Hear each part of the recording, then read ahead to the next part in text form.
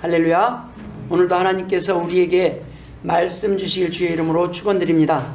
저는 오늘 본문을 중심으로 하나님께 드리는 예배와 명절이나 기일에 죽은 사람들의 무덤 앞에 가서 상 차려놓고 절하는 제사의 차이점을 생각해 보면서 함께 몇 가지 은혜를 나누고자 합니다. 이번 주는 추석 명절 기간입니다. 많은 사람들이 지금쯤 이미 고향에 도착했거나 설레이고 들뜬 마음으로 고향을 향해 가고 있을지도 모릅니다.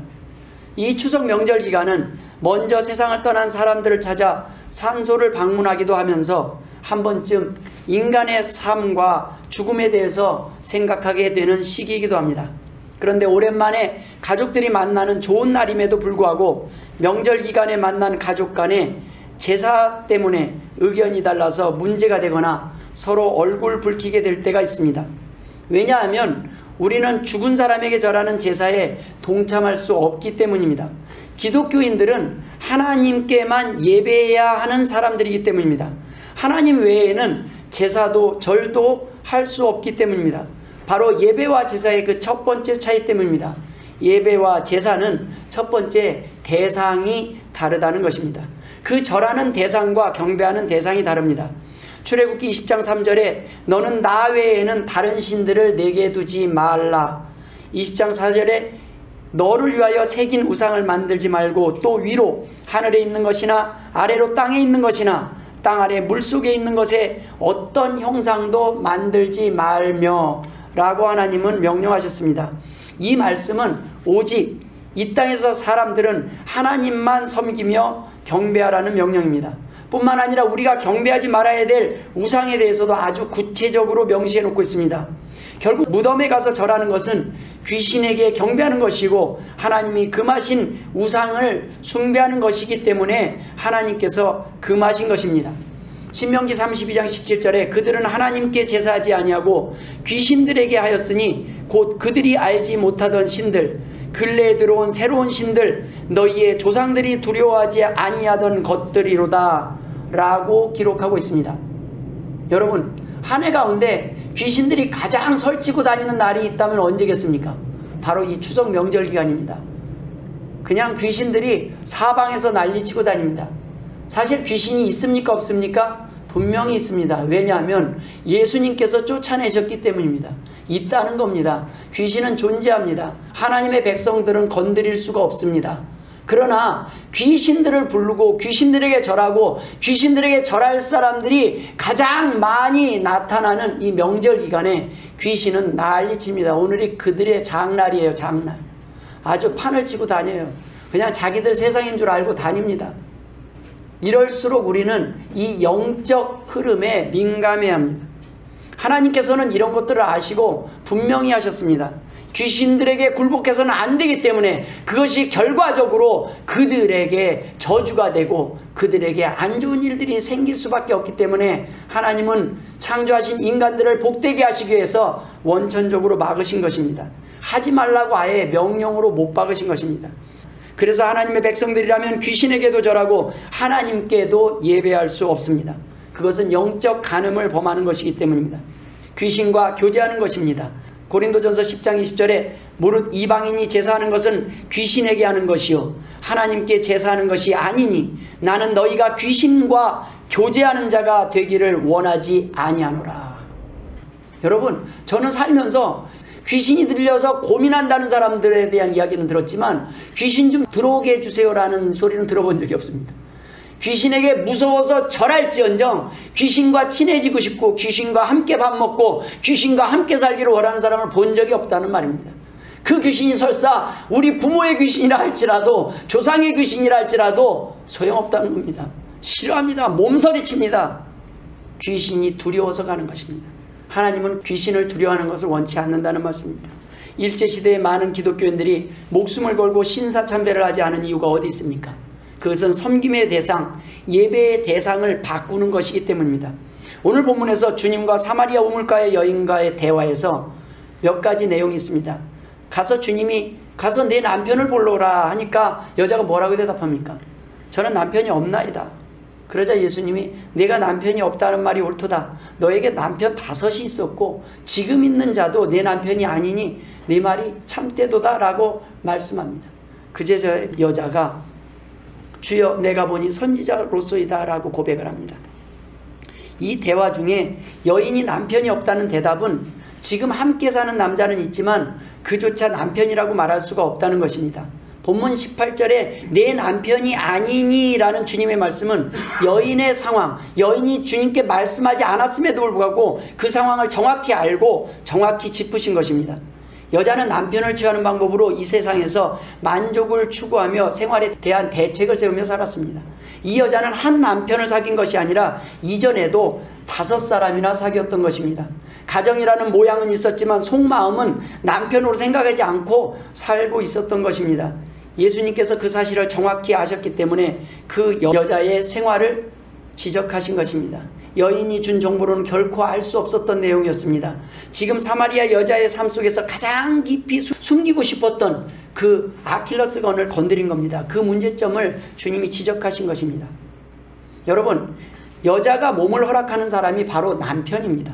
왜냐하면 여자가 몸을 허락했다는 것은 먼저 마음을 허락했음을 의미하기 때문입니다. 그런데 여자가 마음은 남편에게 있다고 하면서 몸은 여러 남자에게 허락한다면 어떻게 생각하겠습니까? 십계명에서 수많은 죄 가운데서 간음하지 말라고 언급하는 이유가 어디에 있습니까? 바로 두 마음을 품지 말라는 것입니다.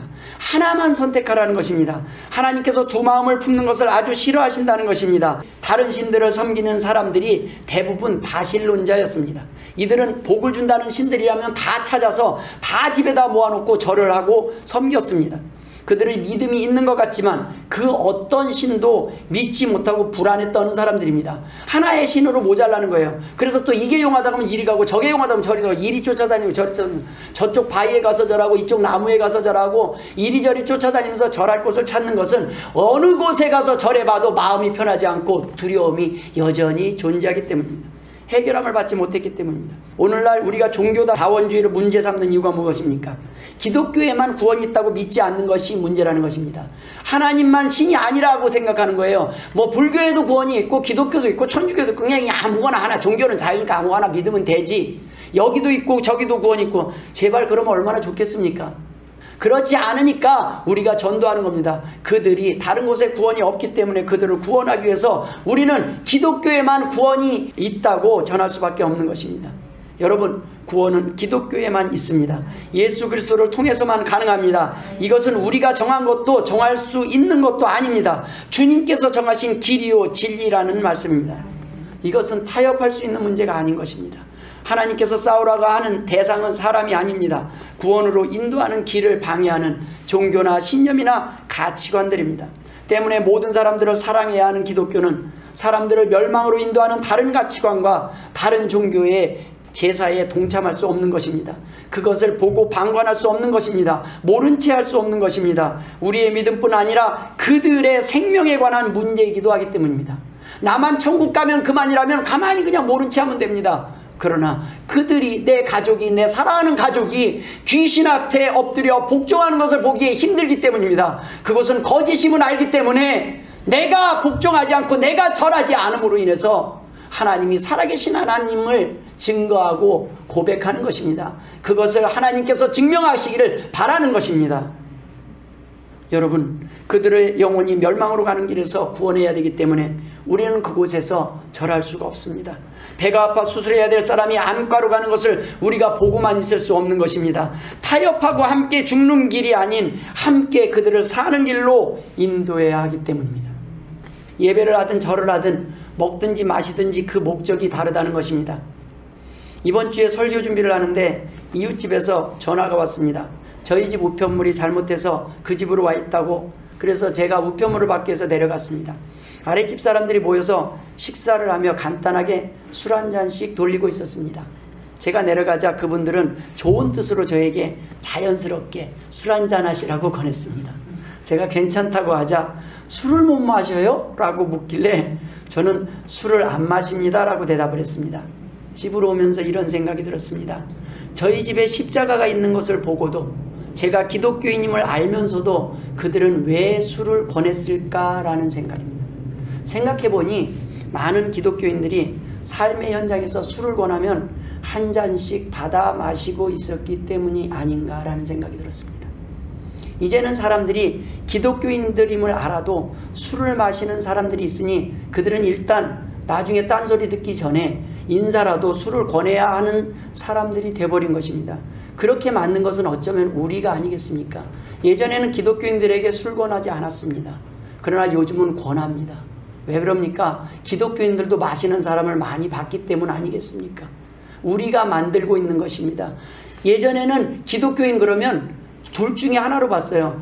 저거 예수쟁이. 무슨 말입니까? 우리 집안에 예수쟁이가 나와서 제사를 안 드리는 골치 아픈 문제거리가 하나 생겼다고 좋지 않게 봤습니다. 그럼에도 불구하고 기독교인들은 제사상에 절하지 않는다는 걸 인정하고 알았습니다. 그래서 권하지 않았습니다. 여러분, 우리가 술을 마시는 것이 문제입니까? 아니면 술을 마시는 이유가 문제입니까? 마태복음 11장 11절 19절에 인자는 와서 먹고 마심에 말하기를 보라 먹기를 탐하고 포도주를 즐기는 사람이요 세리와 죄인의 친구로다 하니 지혜는 그 행한 일로 인하여 옳다함을 얻느니라 라는 기록이 있습니다. 무슨 말씀입니까? 예수님께서 포도주를 마셨다는 겁니다. 요한복음 4장 46절에는 예수께서 다시 갈릴리 가나에 이르시니 전에 물로 포도주를 만드신 곳이라 왕의 신하가 있어 그의 아들이 가버나움에서 병들었더니 라는 기록이 있습니다. 이건 또 무슨 말씀입니까? 예수님이 마시기만 한 것이 아니라 만들어주시기까지 하셨습니다. 왜 그러셨을까요? 이스라엘은 물이 귀한 곳입니다. 물이 곧 생명입니다. 하지만 물을 상하지 않게 오래 보관할 방법이 없었습니다. 하지만 포도주를 만들어 보관하면 오래 보관할 수 있을 뿐 아니라 오래 될수록 좋은 포도주가 된다는 것을 알고 있었습니다. 누가복음 5장 39절에 묵은 포도주를 마시고 새 것을 원하는 자가 없나니 이는 묵은 것이 좋다 함이니라 라는 기록이 있습니다. 때문에 잔칫날 포도주가 빠질 수 없었습니다. 당시 이스라엘 사람들에게 포도주는 음료였습니다. 디모데전서 5장 23절에 사도 바울은 이렇게 말씀하고 있습니다. 이제부터는 물만 마시지 말고 내 위장과 자주 나는 병을 위하여 포도주를 조금씩 쓰라. 바울도 포도주를 약으로 쓰라고 권하고 있습니다. 여러분, 우리가 성찬식에 사용하는 포도주가 무엇입니까? 물입니까? 술입니까? 아니면 약입니까? 요한복음 6장 54절 55절에 내 살을 먹고 내 피를 마시는 자는 영생을 가졌고 마지막 날에 내가 그를 다시 살리리니 내 살은 참된 양식이요 내 피는 참된 음료로다 라는 기록이 있습니다. 물도 술도 약도 아닙니다. 그때 포도주는 주님이 흘리신 피입니다. 참된 음료입니다. 무슨 말씀입니까? 중요한 것은 술을 마시는 목적이 무엇이냐라는 것입니다. 중요한 것은 무엇을 먹느냐가 아니라 왜 그것을 먹고 있느냐라는 것입니다. 로마서 13장 13절에 낮에와 같이 단정히 행하고 방탕하거나 술 취하지 말며 음란하거나 호색하지 말며 다투거나 시기하지 말고 에베소서 5장 18절에는 술 취하지 말라 이는 방탕한 것이니 오직 성령으로 충만함을 받으라. 바울은 술 마시지 말라고 한 것이 아니라 취하지 말라고 권하고 있습니다. 중요한 것은 술을 마시느냐 아니냐가 아니라 왜 술을 마시느냐라고 묻고 있는 것입니다. 과연 하나님의 영광을 위해서 너는 그것을 먹고 마시느냐라는 것입니다. 저는 하나님의 자녀들이 술을 마셔라 마시지 말라라고 말하지 않습니다. 그 결과가 하나님의 영광을 가릴 수 있느냐 없느냐를 먼저 생각해 보라는 것입니다. 불신자들이 오해할 수도 있기 때문에 자제하라는 것입니다. 우리가 술을 마시는 이유를 모르고 우리는 알고 마셔요. 오늘은 약으로 마시는 거다. 오늘은 성찬식에 왔으니까 주님의 피로 여기고 마시는 거다. 우리는 알고 마시죠.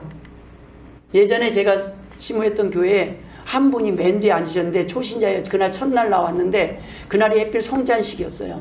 다들 한 잔씩 돌리고 떡도 다르고 이렇게 다 하는데 그분은 세례를 안 받았으니까 살짝 건너뛰었습니다. 그것 때문에 시험에 들었어요. 그거 몇 잔 그거 되지도 않는데 그거 한 잔 주지 지들끼리만 마신다고. 그거 내용을 모르니까 지들끼리만 마신다고 시험에 들었다는 얘기를 나중에 예배 끝나고 들은 적이 있습니다. 그거 내 집에 가서 실컷 마시겠다고 우리 집에 있는 거. 교인들이 아주 마음이 넉넉한 줄 알았더니 아주 인색하다고 그런 얘기를 들었습니다. 여러분, 우리가 술을 마시는 이유를 모르고 그저 그 모습만 보면 다른 사람들이 술을 마셔도 괜찮다고 생각할 수 있기 때문에 마시지 말라는 것입니다. 술은 어른에게 배워야 한다는 말을 들은 적이 있습니다. 무슨 말입니까? 그렇지 않으면 술이 독이 될 수 있음을 알기 때문이 아니겠습니까? 이건 불신자들도 알아요. 술이 위험하다는 것을 제대로 알지 못하고 마시기 시작하면, 배우기 시작하면, 습관이 들면 그것이 나중에 문제가 될 수 있다는 것을 알기 때문입니다. 아이들 앞에서는 물도 못 마신다는 말이 있습니다. 왜 그렇습니까? 아이들은 생각 없이 보는 대로 따라하기 때문입니다.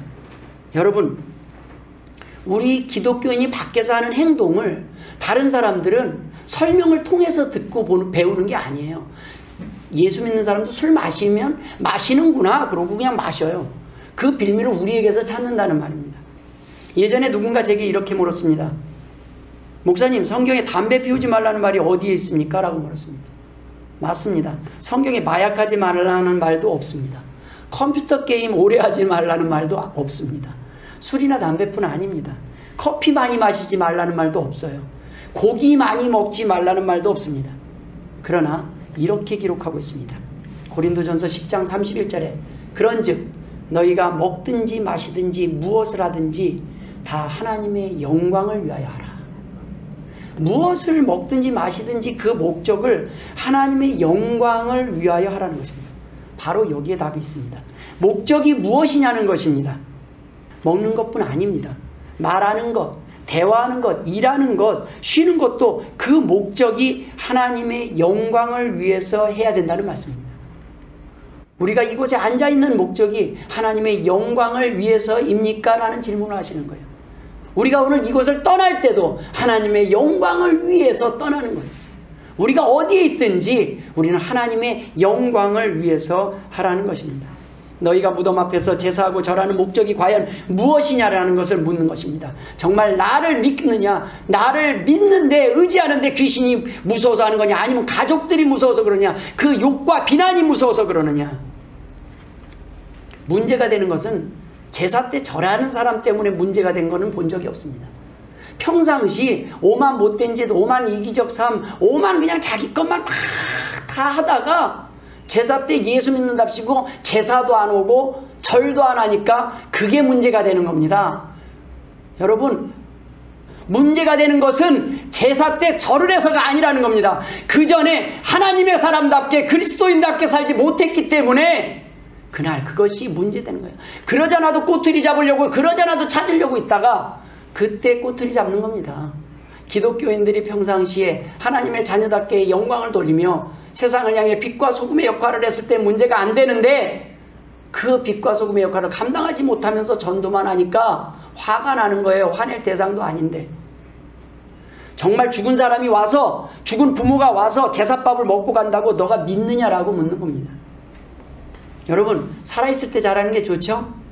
네, 그걸 위해서 기도하시기 바랍니다. 우리가 하나님께 드리는 예배도 마찬가지입니다. 하나님께 우리가 예배하는 목적이 무엇인지 알고 드리는 예배냐라고 하나님은 물으시는 겁니다. 지금 너 예배가 뭔지는 알고 이 자리에 와 있느냐? 지금 여기서 사람의 말을 듣고자 왔냐? 이곳에 살아계신 만군의 주 하나님, 여호와 하나님을 내가 경험하느냐라는 것. 세 번째, 예배와 제사가 다른 점은 장소가 다르다는 것입니다. 여러분, 명절에 왜 산소에 갑니까? 무덤이 죽은 사람의 시신이 있는 곳이라고 믿기에 가는 것입니다. 그곳에 죽은 사람의 귀신이 살고 있다고 생각하는 것입니다. 그래서 멀고 힘들어도 그곳까지 애쓰고 가서 상을 차리고 절을 하는 것이 불신자들의 제사입니다. 뭔가 이상하지 않습니까? 우리 부모가 거기에 갇혀 있기를 바랍니까? 명절 제사가 무엇입니까? 왜 무덤 앞에 가서 우리는 절을 합니까? 정말 죽은 사람을 위한 제사일까요? 아닙니다. 남은 사람, 산 사람 때문에 만들어진 제도입니다. 죽은 사람을 위한 한풀이가 아니라 죽은 사람은 더 이상 아무것도 할 수 없어요. 아무런 영향력도 끼칠 수 없습니다. 바꿀 수 있는 것이 없어요. 실상은 남은 사람들을 위한 궁여지책입니다. 죽은 사람을 위해 뒤늦게 무엇이라도 하고 싶은데 할 수 있는 것이 아무것도 없으니 결국 생각해낸 것이 무덤 앞에 가서 상이라도 차려놓는 것입니다. 뒤늦게 후회하며 용서를 빌고 미안한 마음의 짐을 내려놓으려는 짠한 노력입니다. 한풀이국과 마찬가지입니다. 마음의 짐을 덜고 싶은 사람들에게 판을 깔아주고 명분을 제공한 것입니다. 여러분, 죽으면 이 땅에서는 끝입니다. 소용없습니다. 제발 죽기 전에 좀 더 사랑하고 좀 더 잘하십시오. 죽으면 우리는 다시 돌아올 수도, 해코지할 수도, 복을 줄 수도 없습니다. 그것은 귀신을 섬기며 복종하게 하려는 사단의 방법일 뿐입니다. 그렇지 않다면 3, 4대 후에 방치된 바로 아랫대수는 좀 챙기는 것 같아요. 금산 주변에 산소를 보면요, 오래된 산소는요, 몇 대 거친 산소는요, 풀이 무성하고 아무도 오지도 않아요. 내 코가 석자예요. 3, 4대까지 챙기는 사람들 없어요. 자기 부모도 1년에 한 번도 힘든데, 그러한 무덤들 속에서 귀신들이 모두 다 후손들 찾아다니면서 해코지하고 다닌다면 어느 누가 편히 살 수 있겠습니까? 두려움 때문입니다. 자신이 잘못한 것 때문에 죽어 귀신이 되어서 자신을 괴롭힐까봐, 자신을 돕지 않을까봐 두려운 것입니다. 뭔가 하지 않으면 안 좋은 일이 일어날 것 같은데 그러한 생각에 우리가 그 두려움이 생겨서 그 두려움을 떨치기 위해서 하는 행동입니다. 살아있을 때는 무섭지 않았는데 도리어 죽고 나니 귀신의 존재로 다시 나타나나 자신의 삶을 힘들게 할까 복수할까 무서운 것입니다. 죽었는데 끝이 아니라는 것입니다. 죽음 이유가 어떤지 보았으니 자신도 죽을까 더 두렵습니다. 이 땅에서도 두렵고 힘들었지만 죽은 뒤에는 더 두렵기 때문입니다. 여러분, 예전에 제가 중등부 전도사로 있을 때 중등부 아이들 임원들을 데리고 제가 시골로 가서, 저희 부모님 계시는 시골로 가서 거기서 임원 수련회를 한 적이 있습니다. 한 10명 정도 돼요. 그 애들을 데리고 가서 거기서 밥도 먹이고 또 낮에 말씀도 나누고 또 저녁에 기도회를 하는데, 제가 밤늦은 시간에 해가 지고 나서 그 바로 위에 공동묘지가 있어요. 무덤이 몇 개 있어요. 애들을 데리고, 얘들아, 하나님은 살아계시지? 하나님 믿지? 귀신을 물리칠 줄 믿지? 그러니까 우리 올라가서 담대하게 기도하고 내려오는 거야. 그리고 애들을 데리고 손을 잡고, 그런데 애들이요, 제 뒤에서 제 바지, 손, 다리 하나라도 붙잡고 막 바달바달 떨면서 올라와요. 임원들인데, 그래도 회장이고 부회장인데, 거기에 가서 딱 앉혀놓고 무릎 꿇고, 얘들아, 기도하자. 우리 여기에서 각자. 그런데 애들이 이제 아주 그냥 똘똘 뭉쳐있는 거에 몰려서 서로 손 꽉 잡고 부들부들 떨고 있어요. 귀신을 믿나 봐요. 하나님은 안 믿고 귀신은 믿어요. 이게 문제예요. 너희들 귀신은 믿는구나. 그랬더니 무서워 죽겠대요. 그랬더니 제가 그랬어요. 얘들아, 이제 각자 다 흩어져서 기도하는 거야. 그리고 10분 뒤에 모이는 거야. 저한테 뭐라고 부탁하는지 아십니까? 전도사님, 제발 기도할 테니까 모여서 기도하면 안 돼요. 여러분, 우리가 모여서 기도하는 거 불안해서 하는 겁니다. 믿음이 꽉 차면, 하나님이 어디 계신지 믿으면 이곳에 안 와서 기도해도 된다니까요. 급한데 지금 사고 났는데 왜 여기까지 와서 기도해요? 언제 바쁜데. 집에서 기도하세요. 그 자리에서 하세요. 꼭 목사님이 옆에 있어야 든든합니까? 그 사람 목사님 없으면 흔들려요. 옆에 누구 집사님 있으니까 나는 든든해. 그건 집사님을 믿는 거지 하나님을 믿는 게 아니에요. 귀신이 무서워서 떠는 거일 뿐입니다. 하나님을 보고. 귀신은 믿는데 왜 하나님을 믿지 못하십니까? 똑같은 영인데. 하나님의 영이 더 크신 영임을 믿으실 주의 이름을 축원드립니다. 아니면 계속 벌벌 떨면서 사시든가. 자신이 죽은 뒤에 자신을 잊을까 하는 두려움 때문입니다.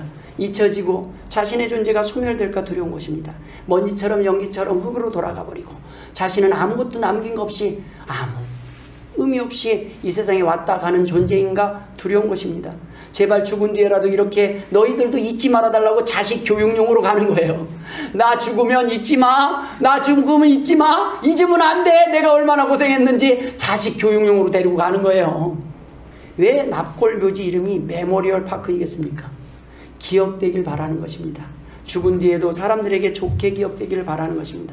믿든지 안 믿든지 죽으면 그것이 끝이 아니라고 믿기 때문입니다. 안다는 것입니다. 그러나 사람들에게는 시간이 지날수록 우리는 잊혀질 수밖에 없습니다. 하지만 성경은 뭐라고 기록하고 있습니까? 마태복음 26장 13절에 내가 진실로 너희에게 이르노니 온 천하에 어디서든지 이 복음이 전파되는 곳에서는 이 여자가 행한 일도 말하여 그를 기억하리라 하시니라. 아멘. 하나님이 여러분을 기억하실 겁니다. 여러분 여기 물 떠다 놓는 거, 여러분이 하나님 앞에서 주의 전을 이름 없이 빗도, 저는 청소하라고 한 적 없는데 청소가 다 돼 있어요. 항상 저는 시키지 않아도 막 다 돼 있어요. 그거 하나님 다 아신다는 거예요. 저는 몰라도 하나님 아셔요. 문 닫고 나가면서 딱 위 한번 쳐다보면 돼요. 아시죠 하나님? 그러면 돼요. 하나님 보셨죠? 그거예요. 우리의 마음을 보시고 사람은 오해할지언정 하나님은 오해하지 않는다는 거예요. 내가 명절에 선물하고 명절에 인사하고 싶은 것이 얼마나 많이 있습니까? 근데 우리 다 할 수 있어요? 못해요. 그런 사람들은 오해하고 섭섭해요. 누구는 주고 누구는 안 줬냐는데 뭐 주려면 다 주고 아니면 말고 그렇게 해야 됩니다. 아주 머리가 아플 때가 있어요. 그런데 중심을 아시면, 그쵸? 저는 그래요. 명절 때 못하면 얼마나 힘들면 명절 때도 못할까 싶어요.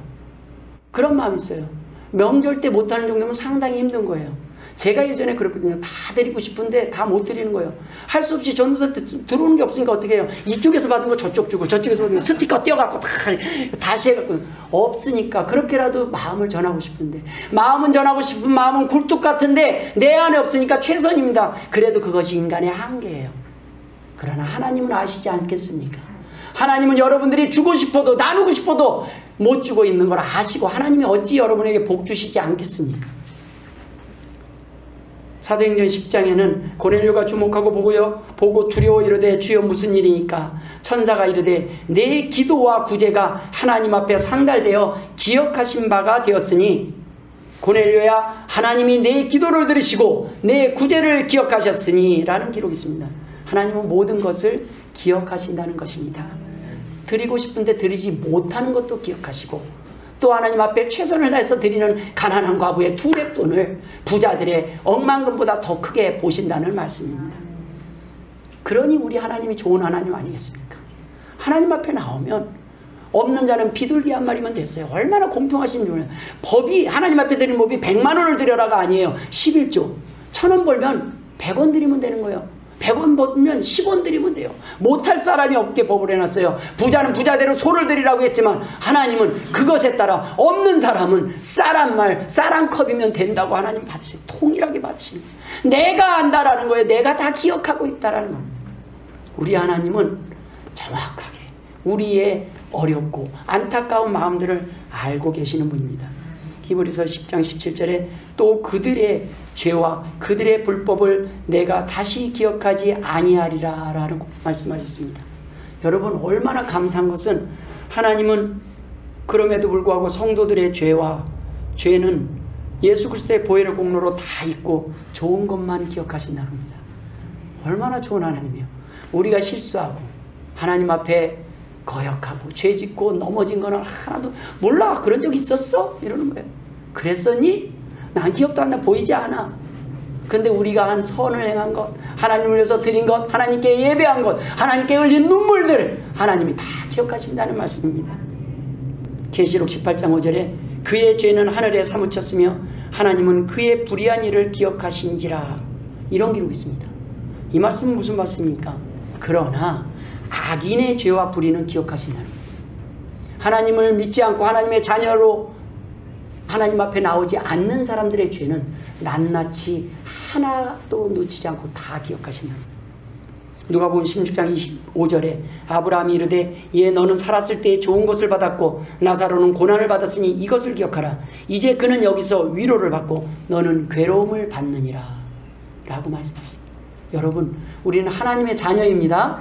하나님께서 보혈의 공로로 우리의 죄는 다 가려주시고 못 보고 하나님 우리에게 상 줄 것만 모으고 계시는 거예요. 오늘도 네가 착한 일 하는 아이고 네 상이 하나 더 늘었구나. 하나님은 저 하늘에 우리에게 기업을 주시기 위해서 오늘도 하늘에 쌓는 주의 자녀들의 그것을 다 수고와 노고를 기억하고 계시다는 네가 오늘도 또 드렸구나. 그래 네 것 또 쌓아. 하나님은 다 기억하십니다. 주고 싶어도 못 주는 이유는 우리가 못 드렸기 때문에 못 주시는 거예요. 하나님은 우리가 죽었음에도 불구하고 지옥에 가서도 천국에 가서도 다 우리가 기억난다는 거예요. 우리가 한 잘못들, 죄악들이 다 기억난다. 너는 그거 돌이키면서 평생 영원토록 그걸 돌이키면서 후회해라. 네 순간순간 얼마나 많은 구원의 기회가 있었는지, 얼마나 많은 헌신의 기회가 있었는지, 얼마나 많은 부르심이 있었는지 기억해라. 다 생각난다는 거예요. 죽은 사람의 무덤 앞에 가서 귀신에게 제사상을 차려놓고 절을 하지만 하나님의 백성들은 살아계신 하나님 앞에 오늘도 나와서 하나님께만 예배합니다. 우리는 절하는 장소와 예배하는 장소가 다른 것입니다. 우리는 무덤 앞에 가서 절하고 예배하는 것이 아니라 오늘 이곳에서 하나님께 절하며 예배하는 것입니다. 오늘 본문 4장 20절에 우리 조상들은 이 산에서 예배하였는데 당신들의 말은 예배할 곳이 예루살렘에 있다 하더이다. 이 내용을 굳이 설명하자면 유대인들은 예루살렘에서 예배해야 될 것을 본래부터 주장했습니다. 그런데 사마리아 사람들은 게르심산에서 예배하는 것이 정당하다고 또 주장을 했어요. 그래서 유대 사람들이 바벨론 포로에서 돌아온 후에 사마리아 사람들은 성전을 게르심산에 세웠습니다. 그 뒤에 유대인과 사마리아 사람들이 서로 미워하게 되는 상황이 되었습니다. 여인은 오늘 지금 자신의 숨겨진 것을 꺼낸 그 주님을 보고 그제서야 여인은 하나님을 다시 보게 됩니다. 하나님을 생각해야 돼. 그렇지, 하나님 살아계시지, 이런 것들을 다 하시는 하나님이 있지. 그제서야 그 마음 안에는 하나님을 생각하고 예배를 생각하게 됩니다. 여인은 주님과 대화하면서 자신이 하나님께 나아가서 예배해야 되겠다, 이제 내가 내 아버지의 품으로 가야 되겠다 라는 생각이 든 것입니다. 이제 여인은 주님께 어디서 예배해야 할지를 묻고 있는 것입니다. 주님께서는 뭐라고 대답하십니까? 그것은 게르심산도 예루살렘도 아니라고 말씀하시는 겁니다. 사람이 지은 건물도 아니라는 것입니다. 사도행전 17장 24절에 우주와 그 가운데 있는 만물을 지으신 하나님께서는 천지의 주제시니 손으로 지은 전에 계시지 아니하시고, 하나님이 임재하시는 곳은 영과 진리로 예배하는 곳입니다. 요한복음 4장 23절 24절에 오늘 본문 가운데 아버지께 참되게 예배하는 자들은 영과 진리로 예배할 때가 오나니 곧 이때라. 여러분, 그 시절이, 그 시기가 왔음을 믿으십니까? 지금 우리가 영과 진리로 하나님 앞에 예배하고 있는 것입니다. 아버지께서는 자기에게 이렇게 예배하는 자들을 찾으시니라. 하나님은 영이시니 예배하는 자가 영과 진리로 예배할지니라. 하나님은 영이시라는 말씀. 어디에나 계신다는 거예요. 손으로 지은 건물이 아니라 우리가 하나님을 만나고자 하는 그 어느 곳에든지 계십니다. 단 우리는 하나님을 말씀을 통해서 만날 수 있어요. 그래서 말씀을 듣기 온 거예요. 목사의 이야기를 듣기 온 것이 아니라 하나님의 말씀을 듣기 위해서, 하나님의 음성을 듣기 위해서 이 자리에 와서 하나님께 예배한다는 말씀입니다. 하나님의 말씀이 선포되는 곳, 우리의 영이 말씀과 함께 있는 곳이 바로 참된 예배자들이 있는 곳입니다. 참된 고백과 찬양이 있는 곳, 하나님의 임재를 경험하며 고백하는 성도들이 하나님을 만나고 교통하는 곳이 성전이라는 말씀입니다. 사람만 모인 곳이 아닙니다. 반드시 말씀이 함께 있어야 합니다. 말씀을 통해 우리는 하나님을 만날 수 있기 때문입니다. 말씀이 바로 하나님이시기 때문입니다. 요한복음 1장 14절에 말씀이 육신이 되어 우리 가운데 거하심에 우리가 그의 영광을 보니 아버지의 독생자의 영광이요 은혜와 진리가 충만하더라. 때문에 우리는 하나님의 말씀을 가까이 합니다. 주야로 묵상해야 합니다. 진리의 말씀 대신 예수 그리스도를 통해서만 우리는 하나님을 만나고 예배할 수 있기 때문입니다. 여러분, 주의 전에 나와서 말씀을 들을 때 성령님께서 여러분의 가슴을 뜨겁게 하신 적이 없으십니까? 여러분의 마음 안에 무엇인가가 꿈틀거리며 무엇인가 내가 돌아갈 곳을 찾고 하나님이 부르신다는 그 음성을 들으신 적이 없으십니까? 그때 순종하시길 주의 이름으로 축원드립니다. 하나님이 여러분을 마음 안에 주시는 모든 하나님이 원하는 아름다운 하나님의 영광을 위해서 꿈꾸는 계획들에 순종하시길 주의 이름으로 축원드립니다. 말씀을 마무리 짓도록 하겠습니다. 왜 제가 오늘 여러분에게 예배와 제사의 그 차이에 대해서 나눴을까요? 예배를 무덤 앞 제사처럼 생각하는 사람들이 이 땅에 많기 때문입니다. 오늘날 우리의 문제가 어디에 있습니까? 예배를 귀신들에게 하는 제사처럼 생각하는 겁니다. 1년에 한 번 무덤에 가서 절하고 돌아오듯이 그러면 다 된 것 같아요. 자식으로서 다 한 것 같아요. 마치 주일날 교회에 와서 그냥 여기 예배 참석했다 앉았다가 돌아가면 예배 드린 것으로 착각하는 사람들이 많다는 것입니다. 교회에만 이 건물에 하나님이 계신 것으로 착각하는 것입니다. 삶 속에서 변함없이 동행하시는 그 하나님을 잊고 사는 것이 문제라는 것입니다. 우리는 언제 어디서든 하나님께 예배할 수 있는 존재임을 잊고 살아가는 것입니다. 여러분, 언제 어디서든 여러분은 말씀을 통해서 하나님과 함께 예배하며 찬양할 수 있음을 믿으실 주의 이름으로 축원드립니다. 예배 시간에 싸우는 사람은 없습니다. 그러나 예배 끝나고 집에 가는 길에 싸울 수 있습니다. 예배 드리러 오는 길에 싸울 수 있습니다. 왜 그렇습니까? 그것은 하나님이 안 계신다고 믿기 때문은 아닙니까? 아니면 그곳에서는 하나님을 잠시, 하나님 내려 계세요, 저희만 가겠습니다, 잠깐 차에 내려 계시고 저희 일단 볼일 보고 나서 하나님 그 다음 들어오세요. 하나님은 우리가 마음대로 넣었다 뺐다 또 하고 있는 거 아닙니까? 여러분, 하나님은 그런 분이 아니시죠. 보고 있어요. 기다리고 계셔요.